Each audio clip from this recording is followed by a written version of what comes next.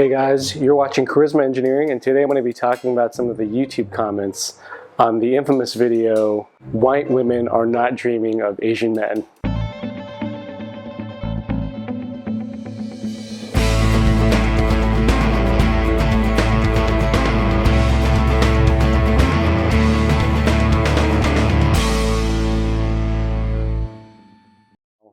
I made this video not thinking that it was going to get the response that it did, but I'm pretty surprised, and I think it incited quite an outrage.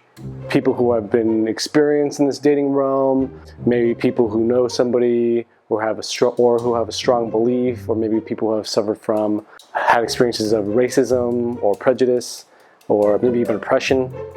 But I wanted to go through some of these comments because I think people may have misinterpreted what I was trying to say. And if you watched the whole video through and not just read the title, you might have understood that my view is I'm not saying flat out white women are not dreaming and never dreaming of Asian men.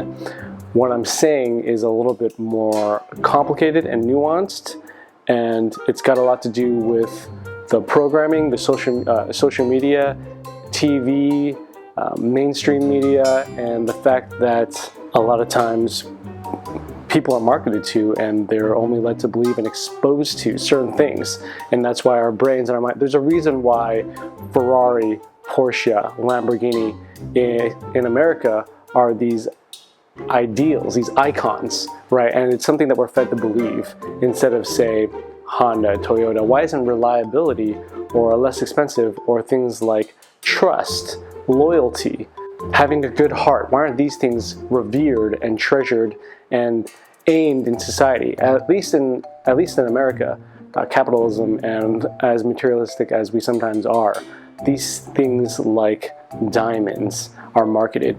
And if you look back into the history of diamonds, you'll realize that the Beers created things like this diamond and put it into the minds of the public that this is something that is the best, and it's something that's tied to romance, and it's something that's tied to marriage, and that every woman should have one. And it was in the last 100 years that he actually created, through celebrities and putting these diamonds in movies, that we now have an image of diamonds and how important they are.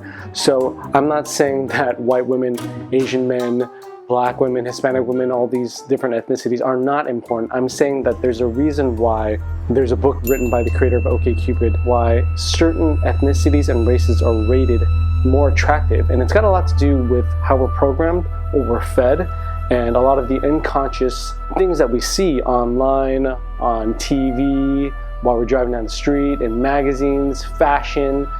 It's all sorts of brilliance that maybe many people aren't even aware of.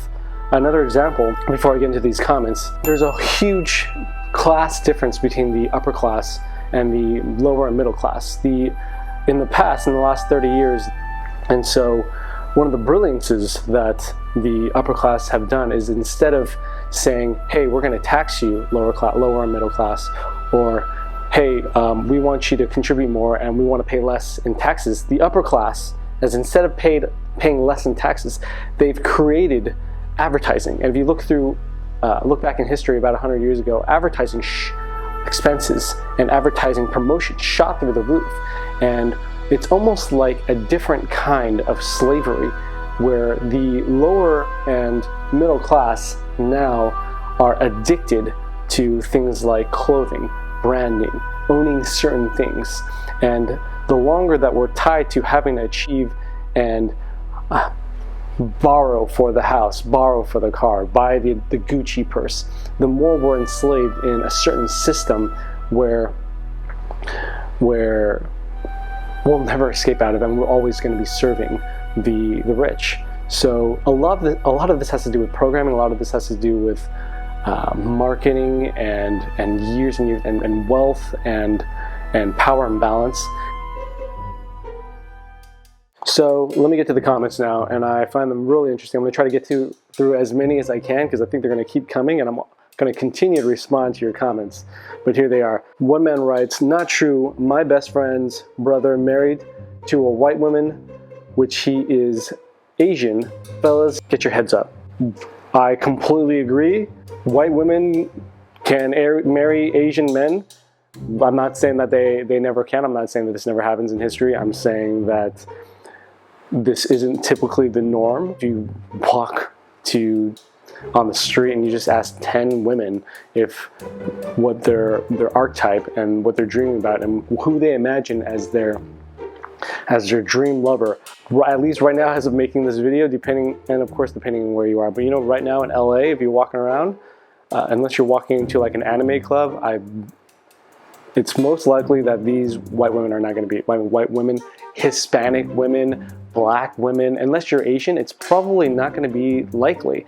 And I made this video specifically talking about white women, but you could easily apply this to Hispanic women, black women, Indian women.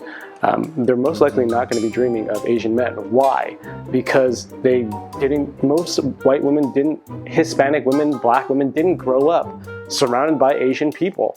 They most likely grew up surrounded by whatever ethnicity they were, and that's why they're going to be dreaming and have that archetype of whatever ethnicity. I'm not saying that this doesn't happen. I'm not saying that you can't have a white girl that did grow up in, like, say, Monterey Park or Alhambra that was surrounded by Asian guys.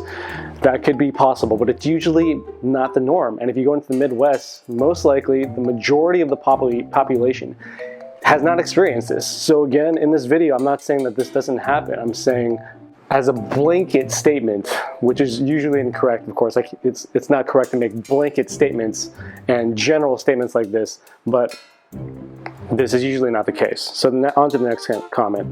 One guy says, progress, man, it takes a step at a time. Yeah, I completely agree. And the funny thing is that I've dated Asian women, dated white women, dated Hispanic women, I dated black. I'm not saying, I myself have dated the range of different kind of women, and every woman was different, and Asian women were different amongst themselves. I mean, not all white women are the same, but of course it takes progress. Of course, I'm not saying that white women are above Asian women or black women or below Hispanic. I'm not saying any of that. I'm not saying making progress is moving up, but it's going somewhere. And I would say that Asian men not being looked at as just nerds and geeky and shy with small penises, and we drive really bad and we're just really good at math and have these stereotypes, just moving out of that realm and being looked at as sexually desirable and as men, that is some sort of progress. That is moving forward. Next comment, pissed eyebrows. This one's interesting. True, those loser Asian American men with the pathetic AMWF videos is making us, the real Asians living in Asia, look pathetic. So what if white women don't like us? Do you think making videos like, and he goes on, and it cuts off here in my email, but you kind of get the point. And what I want to say to pissed eyebrows is that these Asian American men with their pathetic AMWF videos, I think it's really interesting. I think this guy, I remember reading earlier of his comments, I don't think he's actually from America, and I don't know that if he's experienced growing up in America or being an Asian American. And of course, somebody from a different perspective might look at this and think, wow, that's ridiculous and pathetic. He may be true.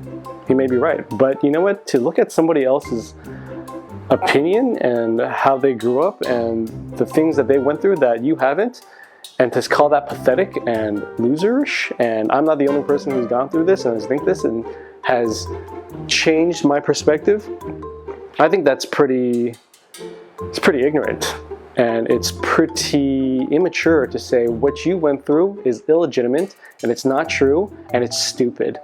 And so if I were to say you're poor or you're fat, well, that's stupid. You just get off your fat ass and go work out. Or you're poor, just get off your lazy ass and go get a job. I think that's pretty ignorant, and it's pretty unempathetic, and that's the sad thing is that people don't have empathy, and we don't understand, and we just call other people stupid, and we call them names, and we just kind of write them off as dumb. And I think Dave Chappelle pretty much, if you look at one of his interviews, he talks about one which I think was caught running around with a gun on the streets, and he was like shouting some crazy obscene obscenities. And so was Mariah Carey. I think she was on, I believe, MTV or some sort of talk show, and she was like dancing around naked. These are really strong people. Martin Lawrence once had a heart attack when visited by Dave Chappelle in the hospital. Dave Chappelle sat down and he's like, "Hey man, how you doing?" He looked at him and he said, "I had the best sleep in years." And he kind of laughed it off. And Dave Chappelle said, "Martin Lawrence, this guy is strong. He's smart. He's driven. They've gotten to where they are in the industry. And when they do something like what you see on TV, to write them off as crazy, that's just not right. I mean, maybe they're not crazy. Maybe there's something wrong with the industry. Maybe there's something wrong with the industry. And maybe there's something that people don't know. And to write them off as crazy or nuts, that's just not right. And maybe it's something that we don't understand because we're not in the industry.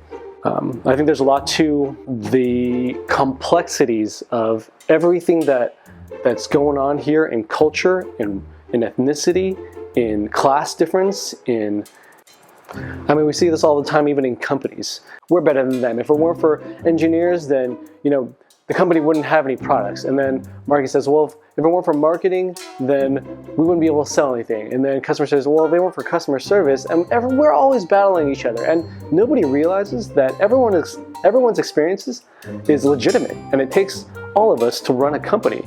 A lot of people who don't have a lot of holistic experience to see the world and see things from other people's experiences just kind of write other people's thoughts, like, oh, yeah, you know, your experience is different from mine. Your culture is different from mine, so therefore you're dumb.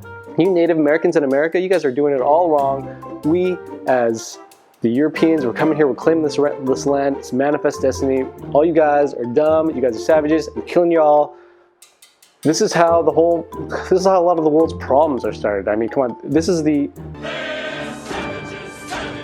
Barely even human! Savages! Drive them from our shore! They're not like you and me, which means they must be evil. I wouldn't say pissed eyebrows is saying all this stuff, but I'm saying, in a way, this is what I think of when I think of comments like this. We're better than you, your ideas are not right. Hitler walking around claiming, here in Germany we have a problem, and that problem is you guys, Jewish people. We need to get rid of all the Jewish people.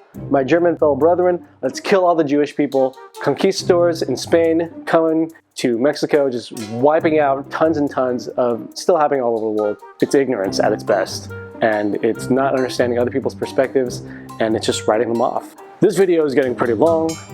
I'm going to continue talking more about comments like this and your comments in the next video, and I'd love to hear what you guys think.